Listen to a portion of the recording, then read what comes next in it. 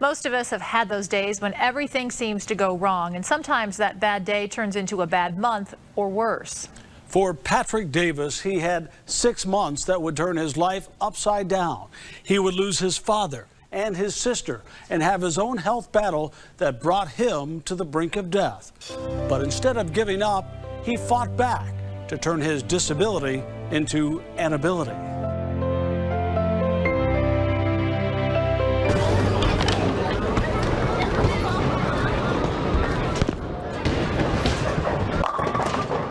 It's Friday night, bowling league night. This Moline mainstay is packed. Some working toward the perfect game. Others just having fun trying to break 100. Many have been coming here for years. The Davis brothers among them. I've been bowling on leagues since I was 5 years old. So 40 years I've done this. I grew up in this bowling alley. Older brother Craig was his mentor. Local legend Craig Davis. He's had 25 300 games, and he pretty much taught me how to bowl along with my mom and my dad. Patrick was on his way to matching that when life took a dramatic turn. It was May 2nd, 2 years ago. He woke up not feeling well. His sister took him to the ER. I remember going right in, getting a room, and next thing I know, it's like a month later, my wife's waking me up telling me they have to cut my arms and my legs off. What started as pneumococcal pneumonia turned septic. He was on a respirator for an entire month.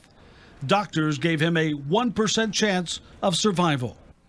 He beat the odds, but after 5 months in the hospital, the father of 2 had lost so much, including something so small that became so big. I miss holding my little kid's hands. I miss that. His family would give him strength, the strength to start again. I can play video games with my kids. I can feed myself. I can walk. I can do certain things. Like drawing, finding a way to do what some thought would be impossible. And soon, it was time to try the one thing that was such a big part of his life. His brother, his mentor, took him bowling. He's my brother. He's got to get out and do something. He took me bowling. He got me out of the house. He started with a 6-pound ball and worked his way up to a 16. I used to be a left-hander, but since my right arm is longer than my left, I had to switch everything to the right because I'm able to hold the ball with the right, and I can't hold it with the left anymore.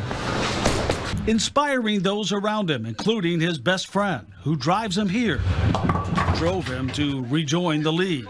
When Patrick was laying in bed, and when he said, you know, he's going to bowl again, I says, when you're ready to bowl again, I'll get a team together and we're going to bowl.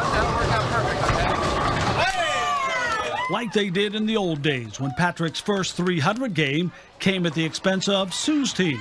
We all have our issues that we deal with, but when you physically see that, it's like, you know, you can overcome anything if you put your mind to it. The first 3 strikes I threw in a row without hands felt exactly like my first 300 game. It was so great, just that warm, awesome feeling, and it's kind of like hitting the reset button on your whole bowling career because now I have more achievements to try to get without hands. So on this Friday night, we've been teammates for years, and here we are.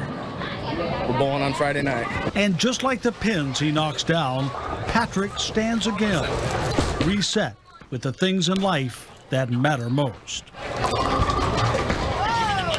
Cherish your kids, cherish being able to walk and talk and being able to feed yourself. Cherish the little things. That's all you can do.